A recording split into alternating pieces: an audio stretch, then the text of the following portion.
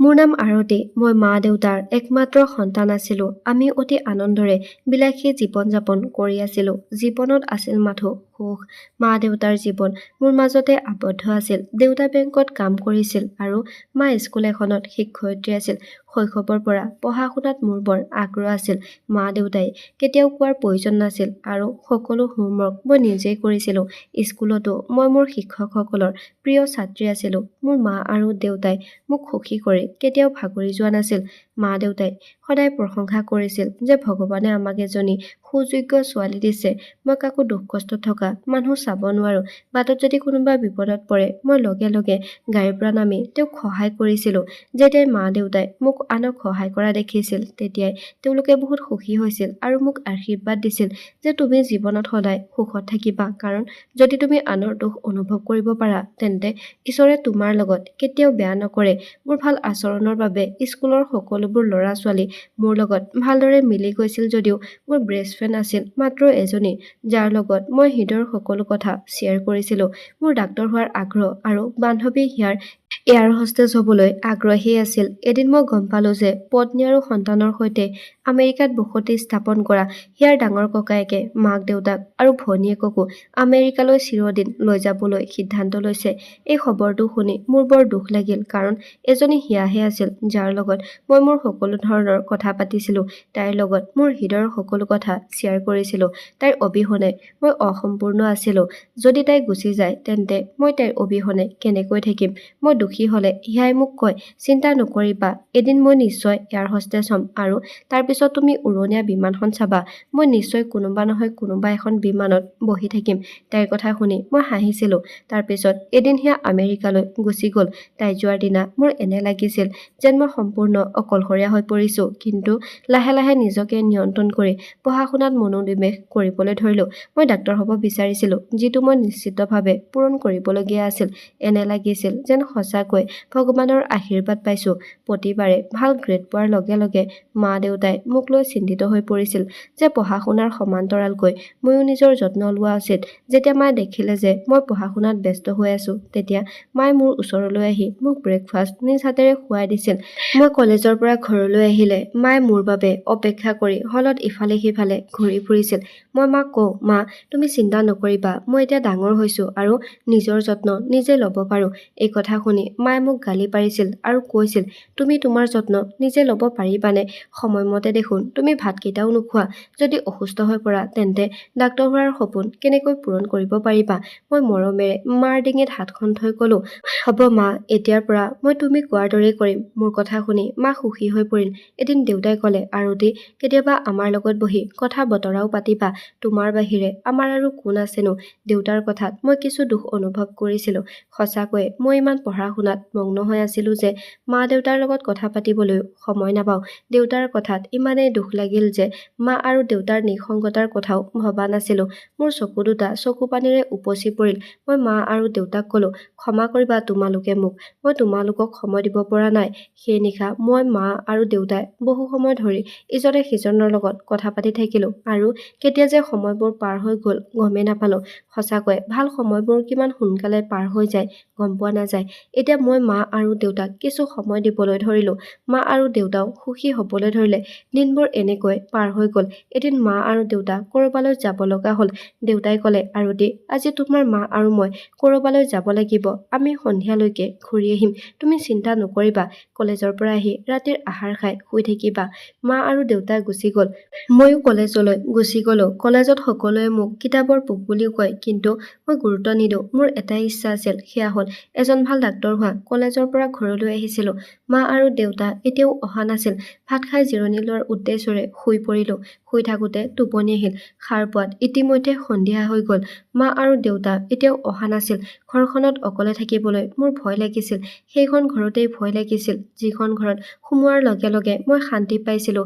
মোৰ হৃদয়খন দ্ৰুতগতিত কঁপিবলৈ ধৰিলে আৰু মোৰ অস্থিৰতা বাঢ়ি আহিছিল। মা আৰু দেউতাৰ একো খবৰ পোৱা নাছিলোঁ যে তেওঁলোক ক'ত আছে। ইতিমধ্যে আন্ধাৰ হৈ পৰিছিল। মা দেউতাক বহুতবাৰ ফোন কৰিলো, কিন্তু তেওঁলোকৰ ফোনটো লগা নাছিল। মই ভয়তে ঘৰৰ পৰা ওলাই আহি ওচৰ চুবুৰীয়াৰ দুৱাৰত টুকৰ মাৰিলো। সিহঁতে মোৰ মাতটো শুনা নাছিল, হয়তো সিহঁত শুই আছিল।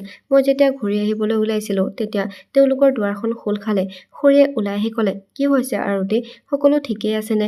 ইমান ৰাতি ইয়াত কি কৰি আছা? মই ক'লো, খুৰী, মা আৰু দেউতা ৰাতিপুৱাৰ পৰা কিবা কামত ওলাই গৈছে আৰু এতিয়ালৈ ঘৰলৈ উভতি অহা নাই। তেওঁলোকৰ ফোনটো ছুইচ অফ হৈ আছে। মোৰ বৰ ভয় লাগিছে। খুৰীয়ে ক'লে, আৰতি, চিন্তা নকৰিবা, কিবা কামত ব্যস্ত হৈ থাকিব পাৰে। ৰাতিপুৱালৈকে নিশ্চয় আহি পাব। তুমি গৈ আৰামত শুই থাকা আৰু গেটখন ভালকৈ বন্ধ কৰি ল'বা।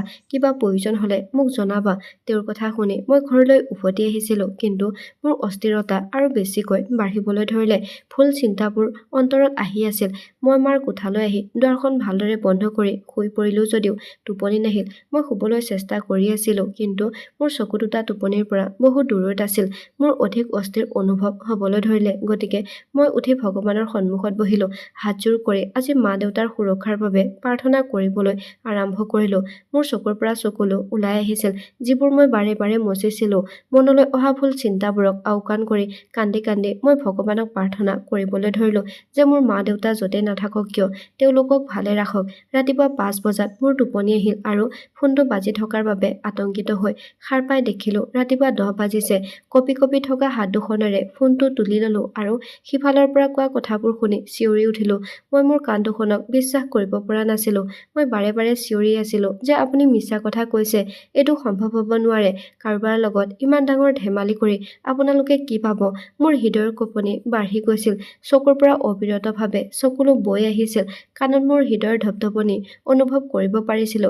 ফোন কৰা মানুহজনে কৈ আছিল, চাওক, মই মিছা কথা কোৱা নাই। মই হস্পিটেলৰ পৰা ফোন কৰিছো। আপুনি ইয়ালৈ আহি আপোনাৰ আত্মীয়ক চিনাক্ত কৰক। মোৰ কাণ দুখনে বিশ্বাস কৰিব পৰা নাছিল। মা আৰু দেউতাই মোক পৃথিৱীত অকলে এৰি যাব নোৱাৰে। তেওঁলোকে জানে মই তেওঁলোকৰ অবিহনে জীয়াই থাকিব নোৱাৰো। তেন্তে মোক কেনেকৈ অসহায় কৰি তেওঁলোকে এৰি থৈ যাব পাৰে? মোৰ হাতৰ পৰা ফোনটো পিছলি পৰিল আৰু মই অচেতন হৈ পৰি আছিলো। চেতনাই ঘূৰাই পাওঁতে মোৰ গোটেই পৃথিৱীখন ধ্বংস হৈ গৈছিল। মা আৰু দেউতাই মোক এই পৃথিৱীত অকলে এৰি থৈ গৈছিল। তেওঁলোকে আনকি এইটোও নাভাবিলে যে মই তেওঁলোকৰ প্ৰিয় সন্তান আছিলো, তেওঁলোকৰ হৃদয়ৰ টুকুৰা আছিলো। এতিয়া মই পৃথিৱীত অকলে কেনেকৈ থাকিম? মা আৰু দেউতাৰ মৃত্যুৰ খবৰ শুনাৰ পিছত মোৰ খুৰা আৰু খুৰীও গাঁৱৰ পৰা আহিছিল। তেওঁলোকে মোক বুজাইছিল যে আৰতি, যি হ'ব লগা আছিল সেয়া হৈ গ'ল। এতিয়া নিজৰ কথা চিন্তা কৰা। এনেকৈ দুখ কৰি কান্দি থাকিলে তোমাৰ মা আৰু দেউতাৰ আত্মাই দুখ পাব। খুৰাই মোক বহুত বুজাইছিল। তেওঁলোকৰ কথা শুনি মই আৰু বেছিকৈ কান্দিছিলো। মা আৰু দেউতাৰ অবিহনে এই ঘৰটো ঘৰ যেন নালাগিছিল। লাহে লাহে সকলো আত্মীয় গুচি গ'ল, কিন্তু খুৰা-খুৰী আৰু তেওঁলোকৰ ছোৱালী দুজনী আমাৰ ঘৰতে থাকিল। খুৰা আৰু খুৰীক ময়ে ৰাখিছিলো, নহ'লে মই কেনেকৈ এই ঘৰটোত অকলে থাকিব পাৰিম? খুৰা-খুৰীৰ আগমনৰ লগে লগে ঘৰখনত কিবা এটা আমোদজনক কথা আছিল যদিও মা আৰু দেউতাৰ অনুপস্থিতি কোনেও পূৰণ কৰিব পৰা নাছিল। মই মনে মনে থাকিবলৈ ধৰিলো। কলেজলৈ যাওঁতে আজি ক্লাছ কৰিবলৈ মন নগ'ল আৰু ক্লাছত নোযোৱাকৈ পাৰ্কত বহি কান্দি থাকিলো। এনে লাগিছিল যেন মা আৰু দেউতাই ক'ৰবাৰ পৰা আহি ক'ব, আৰতি, তুমি ইমান নীৰৱে কিয় বহি আছা? আগতেতো তুমি কেতিয়াও এনেকৈ নাথাকা। মই তাতে বহি বহি কান্দি আছিলো আৰু সন্ধিয়া হৈছিল, গতিকে মই চকুলো মচি ঘৰৰ ফালে আগবাঢ়ি গ'লো। মনতে ভাবিলো, ঘৰত কোন আছেনো যিয়ে মোৰ বাবে অপেক্ষা কৰি থাকিব? মা আৰু দেউতাই গেটলৈ আহি ক'ব জানো, আৰতি, ইমান দেৰি ক'ত আছিলা? আমি তোমাক লৈ চিন্তা কৰি আছিলো। মা আৰু দেউতাৰ অবিহনে সেই ঘৰখন ঘৰ যেন নালাগিল যদিও ঘৰলৈ যাবলগীয়া হ'ল। মা আৰু দেউতাৰ অবিহনে জীৱনটো বৰ কঠিন আছিল যদিও কোৱা হয় যে জীৱন আৰু সময় কাৰো বাবে অপেক্ষা নকৰে। ঘৰ পাওঁতে খুৰা বজাৰলৈ গৈছিল আৰু খুৰীয়ে ছোৱালী দুজনীৰ লগত মা আৰু দেউতাৰ ৰুমত শুই আছিল। খুৰীক মা আৰু দেউতাৰ কোঠাত শুই থকা দেখি মোৰ খং উঠি গ'ল আৰু মই খঙেৰে ক'লো, খুৰী। মোৰ মাত শুনি খুৰীয়ে ভয় খাই উঠিল। তাৰ পিছত মই ক'লো, খুৰী, তুমি এইটো ৰুমৰ পৰা যোৱা, মোৰ ৰুমত শুবা। মই মা আৰু দেউতাৰ ৰুমত শুম। খুৰীয়ে মনে মনে গুচি গ'ল, কিন্তু খুৰীৰ ছোৱালীকেইজনীয়ে মোৰ ফালে কেৰাহীকৈ চাই গৈছিল। হোমৱৰ্ক কৰি থাকোঁতে মই মা আৰু দেউতাৰ ৰুমলৈ আহি মা আৰু দেউতাৰ ফটোখন লৈ বিচনাত শুই থাকিলো আৰু বহু সময়লৈকে তেওঁলোকক মনত পেলাই থাকিলো। তাৰ পিছত কেতিয়া টোপনি গ'লো গমেই নাপালো। যেতিয়া খুৰাই আহি মোক জগাই দিলে তেতিয়াহে মই সাৰ পালো। খুৰাই মোক ক'লে, আৰতি, এনেকৈ নিজকে শাস্তি দি কি লাভ? তুমি তোমাৰ মা আৰু দেউতাৰ আত্মাক দোষী নকৰিবা। তুমি যদি সুখী হোৱা তেন্তে তোমাৰ মা আৰু দেউতাৰ আত্মাও সুখী হ'ব। খুৰাৰ কথাখিনিয়ে মোক বহুত সাহস দিলে। মোৰ এনে অনুভৱ হ'বলৈ ধৰিলে যে মই মোৰ দেউতাক মোৰ খুৰাৰ মাজত দেখিলোঁ। মই লগে লগে খুৰাক সাবটি ধৰি কান্দিবলৈ ধৰিলোঁ। খুৰাই বহুদিন মোক সান্তনা দি থাকিল আৰু বুজাই দিছিল যে আৰতি যে এই পৃথিৱীলৈ আহিছে সি এদিন নিশ্চয় যাব লাগিব। যোৱাজনৰ বাবে নিজৰ জীৱন নষ্ট নকৰিবা। পঢ়া-শুনাত মন দিয়া, ডাক্তৰ হৈ মা দেউতাৰ সপোন পূৰণ কৰা। খুৰাৰ বুজনিয়ে মোৰ ওপৰত বহুত প্ৰভাৱ পেলাইছিল। মই বুজি পাইছিলোঁ যে খুৰাই ঠিকেই কৈছে। মা আৰু দেউতাক মনত পেলাই থাকোঁতে মই মোৰ লক্ষ্যৰ বাট হেৰুৱাই পেলাইছিলোঁ। মা আৰু দেউতাৰ সপোনটো পাহৰি গৈছিলোঁ। মই ডাক্তৰ হোৱাটো তেওঁৰ সপোন আছিল। তাৰ পিছত মই লাহে লাহে নিজকে দুখৰ পৰা আঁতৰাই আনিলোঁ। মা আৰু দেউতাৰ স্মৃতিবোৰ হৃদয়ৰ কোনোবা এটা কোণত লুকুৱাই ৰাখিলোঁ আৰু পঢ়া-শুনাত মনোনিৱেশ কৰিবলৈ ধৰিলোঁ। খুৰা আৰু খুৰী মোৰ লগত আমাৰ ঘৰতে থাকিবলৈ আৰম্ভ কৰিলে। খুৰাই মোক বহুত ভাল পাইছিল, ঠিক দেউতাৰ দৰে। যেতিয়া কোনো কাম কৰিব লগা হৈছিল মই কেৱল খুৰাকহে কৈছিলোঁ। সেইদিনাও মই কলেজৰ মাচুল দিব লগা হৈছিল, গতিকে খুৰাক ক'লোঁ যে খুৰা, কলেজৰ মাচুল দিব লাগিছিল, অলপ টকা লাগে। খুৰা বৰ শিক্ষিত নাছিল, সৰু সৰু কাম কৰিছিল। মোৰ কথা শুনি কিছু সময়ৰ বাবে তেওঁ মনে মনে থাকিল আৰু তাৰ পিছত ক'লে, ঠিক আছে আৰতি, মই তোমাৰ মাচুলৰ বাবে কিছু ব্যৱস্থা কৰি দিম। এই কথা কৈ খুৰা কামলৈ গৈছিল। মই কলেজৰ বাবে সাজু হৈ থাকোঁতে খুৰীয়ে ডাঙৰ মাতেৰে মোৰ নামটো ল'লে আৰু ক'লে, আৰতি, তোমাৰ লাজ নাই নেকি যে তুমি খুৰাৰ পৰা মাচুলৰ বাবে টকা বিচাৰিছা? তুমি জানা যে তোমাৰ খুৰাই এটা সৰু কাম কৰে যিটোৱে ঘৰৰ সকলো খৰচ কষ্টৰে বহন কৰিব লাগে। কলেজৰ মাচুলৰ বাবে হাজাৰ হাজাৰ টকা ক'ৰ পৰা পাব? ইমানখিনি পঢ়া-শুনা তোমাৰ বাবে যথেষ্ট। পঢ়া-শুনা বন্ধ কৰি আন ক'ৰবাত চাকৰি এটা বিচাৰি লোৱা, তেতিয়া 2-4 পইচা ঘৰলৈ আহিব। খুৰীৰ কথা শুনি মোৰ বৰ খং উঠিল। মই খঙত ব্ৰেকফাষ্ট নকৰাকৈ কলেজলৈ গুচি গ'লোঁ। কিন্তু যেতিয়া মই শান্তিৰে হৃদয় আৰু মনেৰে ভাবি চালোঁ তেতিয়া খুৰীৰ কথাবোৰ ঠিক যেন লাগিল। খুৰীয়ে ঠিকেই কৈছিল যে খুৰা নিজে নিবনুৱা, ক'তো বেছি কাম নাপায়। খুৰাৰ প্ৰতি মোৰ দুখ লাগিল। খুৰাই মোক ইমান মৰম কৰিছিল যে মই মাত্ৰ এবাৰ কোৱাৰ লগে লগে তেওঁ মোৰ কলেজৰ মাচুল দিবলৈ মান্তি হৈছিল। মই নাজানো যে তেওঁ ক'ৰ পৰা টকা ধাৰলৈ ল'ব আৰু মোক মাচুল দিব, কিন্তু মই তেনেকুৱা স্বাৰ্থপৰ নাছিলোঁ যে মই আনক বিপদত পেলাই ডাক্তৰ হ'ম। মই মনত শিল এটা লৈ পঢ়া-শুনা এৰি দিয়াৰ সিদ্ধান্ত ল'লোঁ আৰু তাৰ পিছত ইফালে সিফালে চাকৰি বিচাৰিবলৈ ধৰিলোঁ। মই বহুত কষ্ট কৰিব লগা নহ'ল চাকৰি এটা পাবলৈ আৰু অতি সোনকালে মই চাকৰি এটা পাইছিলোঁ। খুৰাই মোৰ প্ৰতি বৰ দয়ালু আছিল। খুৰাই আহি মোক ক'লে, আৰতি, তুমি এই সিদ্ধান্তটো লৈ ভুল কৰিলা। তুমি তোমাৰ মা-দেউতাৰ সপোন পূৰণ কৰিব লাগিছিল। তুমি টকাৰ চিন্তা কিয় কৰিছা? মই ক'ৰবাৰ পৰা ব্যৱস্থা কৰি দিলোঁহেঁতেন। কিন্তু মই খুৰাক বুজাই দিলোঁ যে খুৰা, কোনো কথা নাই, ঘৰৰ পৰিস্থিতি ভাল হ'লে মই আকৌ পঢ়িম। লাহে লাহে দিনবোৰ এনেকৈ পাৰ হৈ গ'ল। ঘৰৰ পৰিস্থিতি ভাল হ'বলৈ ধৰিলে। কেইদিনমানৰ পৰা মই অলপ অসুস্থ হৈ পৰিলোঁ। মোৰ মূৰৰ বিষ আৰু অলপ জ্বৰ হ'ল। খুৰীয়ে মোক ডাক্তৰৰ ওচৰলৈ লৈ গ'ল। ডাক্তৰে মোক ঔষধ দিলে আৰু ক'লে, বতৰ সলনি হোৱাৰ কাৰণে জ্বৰ হৈছে, সোনকালে নাইকিয়া হ'ব। কিন্তু এতিয়া খুৰীয়ে মোক প্ৰতিদিনে সন্ধিয়া এটা বড়ি দিছিল আৰু মোক খাবলৈ কৈছিল আৰু কৈছিল, এইটো বড়ি খালে তোমাৰ শৰীৰত শক্তি থাকিব আৰু তোমাৰ জ্বৰ নাথাকিব। মই খুৰীক ক'লোঁ যে এতিয়া মই ভালেই আছোঁ, এই ঔষধ খোৱাৰ প্ৰয়োজন নাই। কিন্তু তেতিয়াও খুৰীয়ে মোক বড়ি এটা জোৰ জবৰদস্তি খুৱাই দিছিল। খুৰীয়ে জোৰ কৰাত মই বড়িটো খাইছিলোঁ যদিও কেইদিনমানৰ পৰা মোৰ মুখৰ ৰং ক'লা হৈ যোৱাৰ কথা উপলব্ধি কৰিছিলোঁ। মই ভাবিলোঁ যে হয়তো জ্বৰৰ বাবে ক'লা হৈ গৈছে। এই বিষয়ে মই বিশেষ একো গুৰুত্ব নিদিলোঁ। ভাবিলোঁ যে নিজেই ভাল হ'ব। কিন্তু মুখখন ভাল হোৱাৰ পৰিৱৰ্তে বেয়া হ'বলৈ ধৰিলে। মুখখন ক'লা হোৱাৰ লগতে মুখত পিম্পলো ওলাবলৈ ধৰিলে, যিয়ে পিছত দাগ এৰি দিলে, যাৰ বাবে মুখখন অতি কুৎসিত দেখাবলৈ ধৰিলে। খুৰা মোৰ বিয়াক লৈ চিন্তিত আছিল যদিও মোক চাবলৈ অহা যিকোনো ল'ৰাই মোৰ মুখখন দেখাৰ লগে লগে নাকচ কৰিছিল। আনকি খুৰাৰ 2জনী ছোৱালীও বিয়া হৈ গ'ল। মোক চাবলৈ অহা ল'ৰাবোৰে মোক নাকচ কৰি খুৰাৰ ছোৱালীকেইজনীক পচন্দ কৰি থৈ যায় আৰু এতিয়া মই বিয়া নোহোৱাৰ সিদ্ধান্ত লৈছোঁ। প্ৰত্যাখ্যান হোৱাটো কি যে কষ্ট, সেইখিনিৰ মাজেৰে বাৰে বাৰে পাৰ হ'ব বিচৰা নাছিলোঁ। মই খুৰা আৰু খুৰীক স্পষ্টকৈ কৈছিলোঁ যে মই বিয়া নহওঁ। কিন্তু খুৰীয়ে বিচাৰিছিল যে মই যিমান পাৰোঁ সোনকালে বিয়া হৈ এই ঘৰৰ পৰা ওলাই যাওঁ। কিন্তু মই কঠোৰ শব্দৰে কৈছিলোঁ যে যদি কোনোবাই মোক বিয়াৰ বাবে অনুৰোধ কৰে তেন্তে মই মোৰ জীৱনটো ত্যাগ কৰিম। তাৰ পিছত ভয়ত খুৰাই মোক বিয়াৰ বাবে হেঁচা নিদিলে। খুৰীও নিমাত হৈ পৰিল। হয়তো খুৰাই তেওঁক বুজাই দিছিল। এদিন খুৰীয়ে মোৰ বাবে ক্ৰীম এটা আনি ক'লে, এই ক্ৰীমটো মুখত লগালে 8 দিনত মুখখন পৰিষ্কাৰ হৈ যাব। মই ক্ৰীমটো ব্যৱহাৰ নকৰোঁ বুলি ক'লোঁ। কিন্তু খুৰীয়ে মোৰ কথা নুশুনিলে। তেওঁ শেষবাৰৰ বাবে মোক তেওঁৰ কথা এবাৰ শুনিবলৈ দিলে। খুৰাইও ক'বলৈ ধৰিলে, আৰতি, যেতিয়া তোমাৰ খুৰীয়ে ইমান আত্মবিশ্বাসেৰে ক্ৰীমটো আনি দিছে তেতিয়াহ'লে লগালে কিবা ক্ষতি হ'ব জানো? খুৰাক সন্মান কৰিবলৈ মই খুৰীৰ পৰা সেই ক্ৰীমটো লৈছিলোঁ আৰু মই শুই যোৱাৰ আগতে সেই ক্ৰীমটো লগাইছিলোঁ। কিন্তু খুৰীয়ে মোক কৈছিল যে আৰতি তুমি কেতিয়াও আইনাখনলৈ নাচাবা, নহ'লে এই ক্ৰীমটোৰ প্ৰভাৱ নাইকিয়া হৈ যাব। খুৰীৰ কথাত মই হাঁহিলোঁ। মই সঁচাকৈ সাজি কাচি ভাল পোৱা নাছিলোঁ, গতিকে আইনাখনলৈ নোচোৱাৰ চৰ্তটো মোৰ বাবে বিশেষ ডাঙৰ চৰ্ত নাছিল। খুৰীৰ অনুৰোধত মই মান্তি হৈছিলোঁ, কিন্তু এদিন যেতিয়া ল'ৰা এটাই মোক চাবলৈ আহিছিল আৰু তেওঁলোকে মোক পচন্দ কৰিছিল, তেতিয়া মোৰ সঁচাকৈ এনেকুৱা লাগিছিল, মই নিশ্চিত হৈছিলোঁ যে হয়, খুৰীয়ে মোক দিয়া ক্ৰীমটোৱে সঁচাকৈয়ে কাম কৰে। মোৰ হ'বলগীয়া শাহুৱে মোক বহুত প্ৰশংসা কৰি ক'লে, আমি ইমান ধুনীয়া বোৱাৰী বিচাৰি নাপালোহেঁতেন। আমাৰ ভাগ্য ভাল যে ইমান এজনী ধুনীয়া বোৱাৰী পাইছোঁ। আৰু তাৰ পিছত মই মানসৰ কইনা হৈ তাৰ ঘৰলৈ আহিলোঁ। কইনা হওঁতে মোৰ নিজকে চাবলৈ বৰ হেঁপাহ আছিল, কিন্তু খুৰীৰ কথা মনত পৰিল যে তুমি কেতিয়াও আইনা নাচাবা, নহ'লে তোমাৰ মুখখন নষ্ট হৈ যাব। মই নিজকে আইনাৰ পৰা আঁতৰাই ৰাখিলোঁ যে যদি সঁচাকৈ এনেকুৱা কিবা এটা হয় তেন্তে কি হ'ব। মোৰ বেয়া চেহেৰাটো দেখি মানসে মোক বেয়া পোৱাটো মই নিবিচাৰিছিলোঁ। কেৱল তেওঁৰ ফটোখন দেখিয়ে মই মানসৰ প্ৰেমত পৰা যেন অনুভৱ কৰিছিলোঁ। মই কইনা হৈ বিয়াৰ বিচনাখনত বহি মানসলৈ অপেক্ষা কৰি আছিলোঁ। কিছু সময়ৰ পাছত তেওঁ ভিতৰলৈ আহিল আৰু মোক তেওঁ হীৰাৰ আঙুঠি এটা পিন্ধাই দিলে। মোৰ হাত দুখন হাতত লৈ মোক বহুত প্ৰতিশ্ৰুতি দিলে। তাৰ মৰমৰ কথাবোৰ শুনি মোৰ হৃদয়খন কঁপিবলৈ ধৰিলে। আমি দুয়ো এক হৈ পৰিলোঁ। মই কেতিয়াও ভবা নাছিলোঁ যে মানসৰ লগত জীৱনটো ইমান ধুনীয়া হৈ পৰিব। মানসে মোৰ বহুত যত্ন লয়, যেন মই কাঁচৰ পুতলা এটাহে। মানসৰ মাকেও মোৰ বহুত যত্ন লৈছিল। ঘৰৰ আটাইবোৰ আইনা মই আঁতৰাই পেলাইছিলোঁ। মই ভাবিছিলোঁ যদি মই আকৌ কুৎসিত হৈ যাওঁ তেতিয়া মানসে মোক তাৰ জীৱনৰ পৰা বাহিৰ কৰি দিব বুলি ভয় খাইছিলোঁ।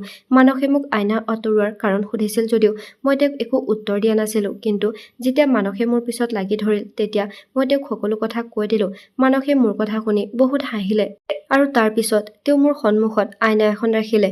মই মোৰ মুখখন আইনাত দেখাৰ লগে লগে মোৰ মূৰৰ ওপৰত যেন আকাশখন খহি পৰিল তেনে লাগিল, কাৰণ মোৰ মুখখন একেবাৰে সলনি হোৱা নাছিল, আগৰ দৰে কুৎসিত আছিল। অৰ্থাৎ মানসে মোৰ কুৎসিত মুখখনৰ সৈতে মোক আদৰি লৈছিল আৰু মই মোৰ সৌন্দৰ্যৰ বাবে মানসে মোক আদৰি লৈছে বুলি ভাবি মই পাগল হৈ পৰিছিলোঁ। মই এনেকৈ মোৰ মুখখন আচৰিত হৈ চাই থকা দেখি মানসে মোক তেওঁৰ ওচৰলৈ টানি লৈ গৈছিল আৰু মৰমেৰে মোক কৈছিল, আৰতি মই তোমাৰ মুখখন নহয় তোমাৰ হৃদয়খন ভাল পাওঁ, তোমাৰ আত্মাক ভাল পাওঁ। তুমি বৰ ধুনীয়া ছোৱালী, তুমি আনক সহায় কৰিবলৈ সদায় সাজু হৈ থাকা।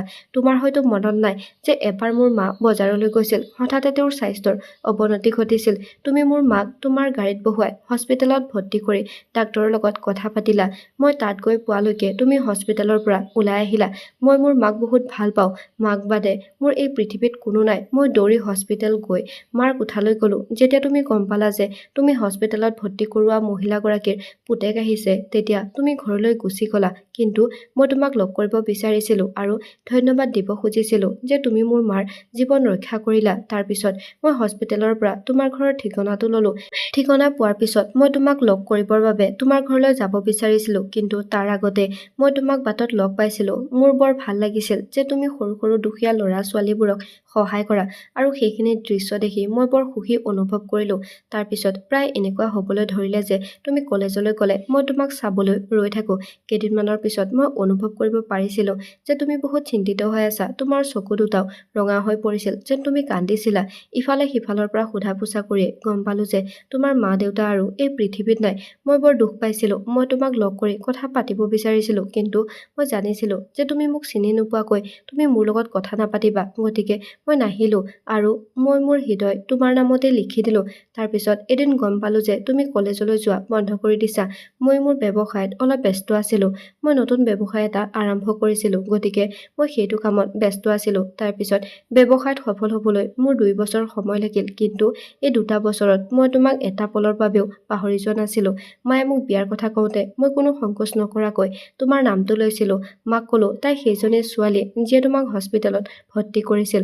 মাও সুখী হৈ পৰিল, কাৰণ মায়েও তোমাক বহুত ভাল পাইছিল। এবাৰ তোমাক মই ৰাস্তাত দেখিলোঁ, কিন্তু তোমাৰ মুখখন আগৰ দৰে নাছিল, কিন্তু মই তোমাৰ মুখখন চাই নহয় তোমাৰ হৃদয়খন চাই প্ৰেমত পৰিছিলোঁ, আৰু সেইবাবেই মই মাক তোমাৰ ঘৰলৈ আমাৰ সম্পৰ্কৰ বাবে পঠিয়াইছিলোঁ। আৰু চোৱা, আজি তুমি মোৰ পত্নী হৈ পৰিছা।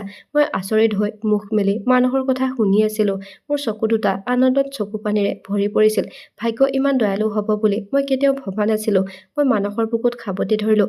মানসেও হাত দুখনেৰে মোক আঁকোৱালি ল'লে। জীৱনটো এনেকৈ সুখেৰে পাৰ হ'বলৈ ধৰিলে। তাৰপিছত এদিন খুৰা আমাৰ ঘৰলৈ আহি ক'লে যে আৰতি, তোমাৰ খুৰী বেমাৰত পৰি আছে আৰু তোমাক লগ কৰিবলৈ বিচাৰিছে। খুৰীৰ ওচৰ পাওঁতে খুৰীয়ে হাতযোৰ কৰি মোৰ ওচৰত ক্ষমা খুজি ক'লে, আৰতি, মোক ক্ষমা কৰিবা। তোমাৰ চেহেৰা নষ্ট কৰাৰ আগত ময়ে আছিলোঁ। কাৰণ তুমি জানা যে তোমাৰ খুৰাই ইমান কাম পোৱা নাছিল আৰু তোমাৰ দুগৰাকী ভনী আছিল যাক আমি বিয়া দিব লাগিছিল। তুমি কাম কৰি আছিলা আৰু ভাল টকা উপাৰ্জন কৰিছিলা। তুমি বিয়া হৈ যোৱা হ'লে তেতিয়া তোমাৰ ভণ্টিহঁতৰ কি হ'লহেঁতেন। গতিকে মই ভাবিলোঁ যে তুমি এনেকৈয়ে থাকা আৰু টকা উপাৰ্জন কৰি থাকিবা আৰু মোৰ ছোৱালীবোৰ এখন ভাল ঘৰত বিয়া দিব পাৰিম। সেইবাবে মই তোমাক সেই বড়িবোৰ খুৱাই দিলোঁ আৰু তোমাৰ চেহেৰাটো বেয়া হৈ গ'ল আৰু তাৰপিছত মই বিচৰা ধৰণেই হ'ল। মোৰ দুইজনী ছোৱালীৰ বিয়া হ'ল। এতিয়া মোৰ কোনো টেনশ্যন নাছিল। গতিকে মই বিচাৰিছিলোঁ যে তুমিও বিয়া হৈ যোৱাটো আৰু সেইবাবেই মই তোমাক এটা ক্ৰীম আনি দিলোঁ যাতে তুমি অনুভৱ কৰিব পাৰা যে তুমি ধুনীয়া হৈ পৰিছা আৰু তাৰপিছত তুমি বিয়াত বহিবলৈ সন্মত হৈছা। সেই ক্ৰীমটো কোনো বগা কৰা ক্ৰীম নাছিল, বৰঞ্চ কেৱল এটা সাধাৰণ ছানস্ক্ৰীনহে আছিল, যিটো মই সৰু বাকচ এটাত ভৰাই তোমাক দিছিলোঁ। আৰু তাৰপিছত ভগৱানে তোমাক এইটো সুখ দিলে যে মানসৰ মাকে তোমাক বোৱাৰীৰ ৰূপত পচন্দ কৰিলে। কিন্তু এতিয়া মোৰ ইয়াত সময় শেষ হ'ল। ভগৱানৰ ঘৰলৈ যোৱাৰ আগতে যদি তুমি মোক ক্ষমা কৰি দিয়া তেতিয়া হয়তো ভগৱানেও মোক ক্ষমা কৰিব। মই তোমাৰ লগত বহুত অন্যায় কৰিছোঁ। তুমি মোক ক্ষমা কৰি দিবা। ভগৱানে মোৰ লগত যি কৰিলে আৰু ভগৱানে মোক যি দিলে তাত মই বৰ সুখী হোৱাৰ বাবে খুৰীক ক্ষমা কৰিলোঁ। জীৱনত একোৰে অভাৱ নাছিল। মানস আৰু মই ঘৰলৈ আহিলোঁ। মানসে মোক এজন ভাল ডাক্তৰৰ ওচৰলৈ লৈ গ'ল। কিছুদিন ডাক্তৰৰ চিকিৎসা কৰাৰ পিছত মোৰ মুখখন আকৌ আগৰ দৰে ধুনীয়া হৈ গ'ল।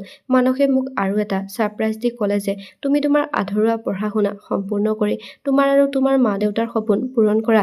তেওঁ মোক কলেজত পুনৰ নামভৰ্তি কৰাই দিলে। মই পঢ়া শুনা সম্পূৰ্ণ কৰিবলৈ আৰম্ভ কৰিলোঁ।